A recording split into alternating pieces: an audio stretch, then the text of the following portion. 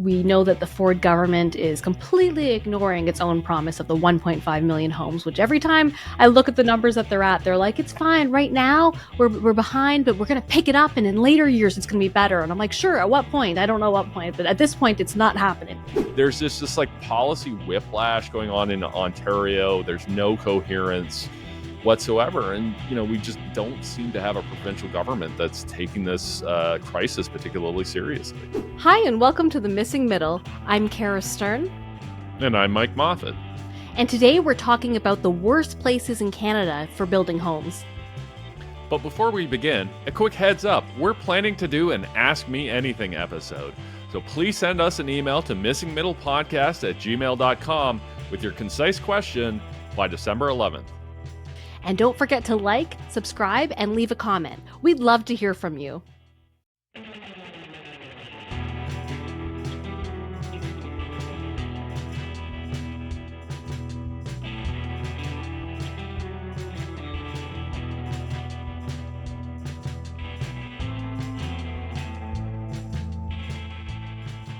We know that a lot of places in North America are having trouble building homes, but you recently released some data showing that Ontario is uniquely bad at building new homes. What did you find? Yeah, so we looked at housing starts over the last 6 years. We went kind of Canada Day 2018 to Canada Day 2024. And it shows, like, despite our population growth being at record levels, us having population growth rates higher than other provinces, our per capita home building is in the bottom half of provinces. So our housing crisis isn't just that we've added a lot of people, and we have added a lot of people, but we're not building that many homes. And even if we had just kind of normal population growth, we'd still have a housing crisis because many of our communities in Ontario are some of the worst places in Canada to build new homes. When you say per capita, what do you mean by that? So we're basically looking at how many homes were built over that 6-year period relative to Ontario's population, which was just over 14 million in Census 2021. So we're talking about how many homes we're building relative to the size of the current population, not relative to how fast the population is growing. If instead we want to look at how many homes we're building per 100-person increase in Ontario's population, in that metric, we're actually 9th out of 10, just behind Saskatchewan. So, we're not building that many homes relative to the overall size of the population, and we're certainly not building that many homes relative to how fast the population is growing. Yeah, we know so many people are coming to Ontario, so that's pretty bad that we're second worst in the country. One thing I hear a lot, though, is that it's not just that we're not building enough homes, but it's actually that we're building the wrong types of homes. I see lots of articles about this. I hear it a lot. A lot of people complaining there's lots of one-bedroom condos on the market, but that's not what we need, but rather units big enough for families. But your argument is that we're not building enough of anything, right? Yeah, absolutely. And to be clear, the biggest shortages are absolutely in family-sized homes, the sort of 3-bedroom places that we want to raise kids. But that doesn't necessarily mean that we're building too many of other things. And how we know, we went beyond just looking at the provincial numbers of the report, and we drilled down to the municipal level. So we looked at the 100 biggest cities and towns in Canada, based on their Census 2021 population, which is basically any place in Canada with about more than 51,000 people. And we said, okay, let's just rank them, 1 to 100 based on their housing starts over the last 6 years relative to the size of the population. And if we do that overall, none of the top 8 spots are occupied by Ontario communities, big or small. The top 8 are all places in British Columbia and Quebec, with Burnaby, BC taking the number 1 spot. But we also did a rank ordering of how many ground-oriented homes that they're building. So these are single detached townhouses and things like that. And how many apartments that they're building kind of per capita. And we should be clear, when I talk about apartments, that's a structure type. So that includes both purpose-built rentals and condos and so on. So if we take all 100 of those cities and towns, rank order them, the highest ranking community in Ontario is the city of Toronto at 15th. The top 14 spots for apartment buildings, and again, both condos and rentals, are all made up of communities in British Columbia and Quebec, with one exception, which is Moncton, New Brunswick. So, yeah, Moncton, New Brunswick has more apartment starts than any community in Ontario per capita, including the city of Toronto. To be fair, per capita means relative to the population, and so it's easier to get a faster growth rate when the number you're starting with is much smaller. So, like, I don't know, is it fair to compare Moncton and Toronto? It's a fair question because you're right. City of Toronto has a census population about 3 million people. Moncton has one of 80,000. So we could do an apples to apples comparison. Say, okay, let's compare Moncton to other communities of about 8,000 people. During this 6 year period, Moncton had about 4,000 apartment unit starts. Peterborough, which is slightly larger than Moncton, only had 700. Niagara Falls, which is close to 100,000, they've only had 700 starts. Clarington had 1,000. Brantford had 900, and so on. So, if you want to do kind of an apples and apples comparison and compare places the size of Moncton in Ontario, their numbers come out, 4, 5, 6 times smaller. So it's not just a city of Toronto issue. Communities across Ontario, big or small, they've all got this issue. We talk mostly about how the severe lack of housing is impacting the middle class, but we also know it has huge ramifications for people who are homeless right now. Recently, a number of Ontario mayors signed a letter that they wanted the province to use the Notwithstanding clause to evict people out of encampments that have popped up around this province, largely in parks, and they're needing that clause because of a court ruling that said it wasn't constitutional to kick people out of encampments in the situation where shelters are full. Can you tell us a bit more about that? Yeah, so there was this letter going around signed by 13 Ontario mayors, each with populations of over 100,000 people, asking the federal government to invoke the notwithstanding clause powers to break up homeless encampments. But like, if you look at the cities signing this letter, a whole lot of them are near the bottom of the list when it comes to home building over the last 6 years. Brampton is 83rd out of 100. Their mayor signed the list. St. Catharines, 85th. Their mayor signed the list. Sudbury is 97th out of 100. It's about just one of the worst places for home building, and they're signing the list. The one that really stands out to me, I have to admit, the one that really bothers me is the city of Windsor at 88th. And why it stands out to me is that their mayor is the co-chair of the Ford government's Housing Supply Action Implementation Team. This is the team that's supposed to implement all of those recommendations from Ford's Affordability Task Force report that came out in February 2022, most of which haven't been implemented. So, you've got the guy who's supposed to be working with the Ford government to do all these great housing reforms, most of which haven't been done. The city of Windsor also famously refused to sign on to the housing accelerator because they didn't want to make even modest changes to zoning. So these cities, not just Windsor, but these cities that signed the letter, for the most part, they make housing impossible to build through a combination of red tape and taxes. And then they wonder why they have a homelessness issue. You've got these cities that are charging development charges of $80, $90, $100,000 on a tiny little apartment building. And they wonder why, somebody earning $1,200 on ODSP can't find a place to live. It reminds me so much of that meme that we see online with the guy in the hot dog suit saying, like, we're all trying to find the guy who did this. These are the guys who did this. These councils and these mayors, they got to be looking in the mirror. They got to be making reforms rather than going to the provincial government and saying, hey, can we trample on people's constitutional rights? So I admit I got pretty angry when I saw this letter because it's signed by a bunch of mayors who run cities who are constantly blocking housing.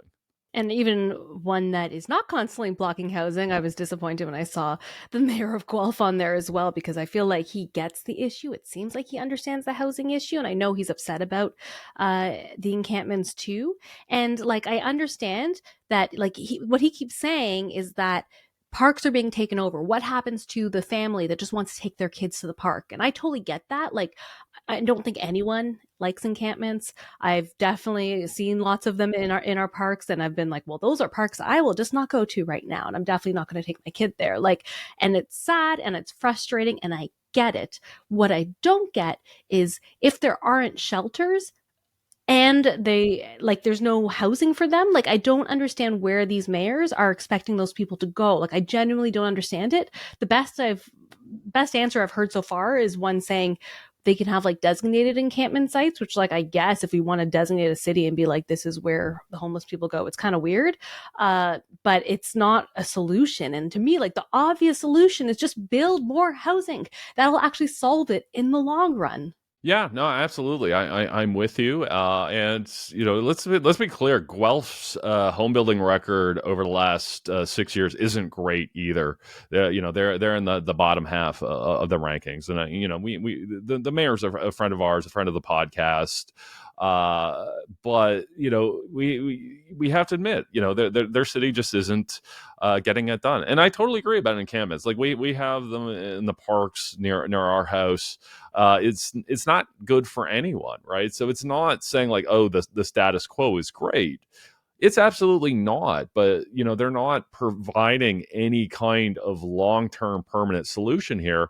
And they're taking some of the most vulnerable and marginalized people and taking away their rights. Like, if we're taking away rights, let's take away the rights of these politicians who are, constantly refusing to build homes, right? Like, it feels like we're kicking the victims here, and I think it's disgusting. Like, you can hear it in my voice. I'm just incredibly frustrated at all these cities, raising development charges 1,000, 2,000% over the last 20 years, tying everything up in red tape and then going, oh my God, we have a homeless problem. Well, yeah, you do, because you caused it. There are two provinces that are giving us a little bit of hope and that haven't been so bad in recent years. BC and Quebec are at the top of your list. So, what are they doing right that Ontario in particular is doing wrong? Yeah, there's a few things that they're doing very, very well, and they're not perfect. And I know I will say nice things about both of these provinces, and folks in the comments will tell us about all the terrible things they're doing. We want to hear from you, right? So let's feel free to write in the comments, all the ways you agree or disagree with this. But you look at the big ones, they are a small fraction of what they are in Ontario. They are going up in British Columbia and have gone up quite a bit in recent years. But you're talking about 25,000, 30,000, that kind of thing, relative to Vaughan, Ontario, where they're 192,000. Quebec makes it much easier to build, so-called missing middle housing. We got to get the name in there, right? Like, their zoning rules are more permissive. Their planning processes are smoother. That kind of thing. Again, these places aren't perfect. We all know that there are homelessness issues in the Vancouver region. So we don't want to sugarcoat things. You see these communities where they're building 40 to 50 homes for every 100 new residents, and we're only building in Ontario like 20 some odd. Their home building rates are like twice as ours. We have to be raising questions, and those the answers come down to red tape and taxes. I've been looking at BC over the last couple of years and seeing the changes that they've been making. They've been making a lot of the changes that a lot of people like you recommend that they do, and they seem to be really making bold policy changes and trying to open up home building. Are we seeing that impact now? Yeah, I think it's still too early to tell, just because of the lag. But you're absolutely right. Like, some of the changes they're making with mass timber, and that's it keeps coming up in our episodes, but that's important. They're leading the way on single egress apartment designs. But one of the challenges in housing policy, and we have to recognize this, is particularly if you're building an apartment, the policy changes you're making today take 3, 5, 7 years before you really start to see an impact. But absolutely, I think we are seeing some positive developments on that. And again, they haven't I defy you to look at any province and say, okay, they're making 100% of the right moves. But I do think places like Quebec and places like British Columbia are doing more right than Ontario, which doesn't seem to be doing much of anything. And they're constantly, you look at things like urban growth boundaries. We had the province expand them, then there was outcry. They pulled all those expansions back, and then we had outcry certain communities, and then they had to kind of undo the undoing and change them in some communities across Ontario. So there's this like policy whiplash going on in Ontario. There's no coherence whatsoever, and we just don't seem to have a provincial government that's taking this crisis particularly seriously. If someone's already comfortably housed, or at least they feel secure in their housing, why should they care where their city ranks? Yeah, I mean, part of it is an ego thing, right? Like you never want to see your city in the bottom of a list. And we should be clear on this 100 list. 5 of the 6 worst places in Canada, or the places with the worst home building records, are in Ontario. It's Sarnia, Sault Ste. Marie, Sudbury, Thunder Bay, North Bay. These are the types of communities. But beyond the link to homelessness, it all comes down to affordability. And you can say, well, I'm a Gen Xer, I'm comfortably housed. But, at some point, I want my kids to be able to rent a home or buy a home near me. So this is a question we have to ask ourselves, like, do we ever want to see our kids again? And as they develop their own families, do we want to be able to see our grandkids in person, not just in FaceTime? We need to solve this housing supply crisis, or this is going to get ugly fast. And as you get older, we need healthcare workers, we need nurses, to help us as we age. And we can't have a situation where it's like all the elderly patients are living here in Ottawa, and all the personal support workers and nurses are living in Edmonton, right? It doesn't work. No community can thrive unless it has a robust middle class. So, to sum up sort of what we've been saying, Ontario really needs to start looking at the provinces that are doing well in housing starts, like BC. We know that the Ford government is completely ignoring its own promise of the 1.5 million homes, which every time I look at the numbers that they're at, they're like, it's fine. Right now, we're behind, but we're going to pick it up. And in later years, it's going to be better. And I'm like, sure, at what point? I don't know what point. But at this point, it's not happening. Like, I'm very confident to say we're not getting the 1.5 million homes by, I believe it was 2031. And it's only going to get worse over the next few years because housing starts are so low right now, especially when it comes to big buildings. If they're not starting now, they're not going to be finished in a couple of years. And so we're just going to see it get worse, and everyone's going to feel that pain. And to the mayors who are trying to clear homeless encampments when people have literally nowhere to go, maybe you can turn some of that energy into like political action to start like cutting the red tape and actually getting homes built for people as like a permanent solution to the problem.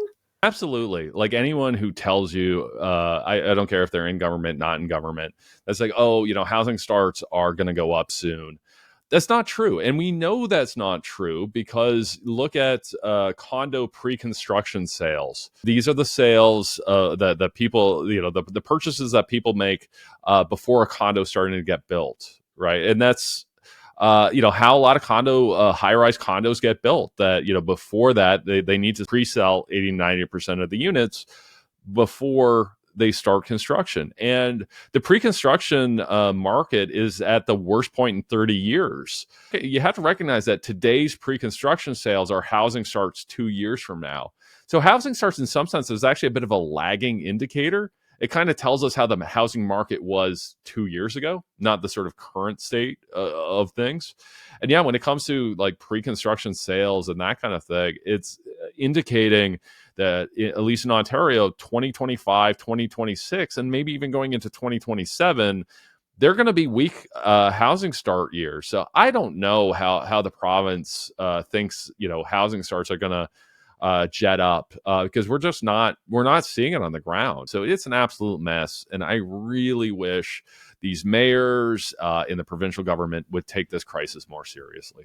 Yeah, we're expecting to have an election in the next maybe few months. Definitely next year. It's looking very likely. And I hope that people hold the premier to account for his housing record because he's done a lot to make sure that housing is not getting built at the speed that it needs to happen.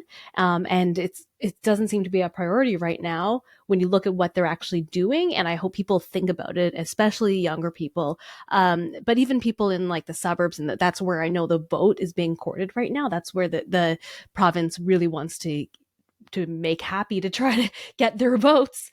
Think about how far away your kids are going to have to live because they can't afford a home anywhere nearby. It's something that they really need to think about as the election's happening, and at least get a kind of race to the top on policy ideas that can actually make a difference. It would be nice to see some good promises of good policy that'll actually change things.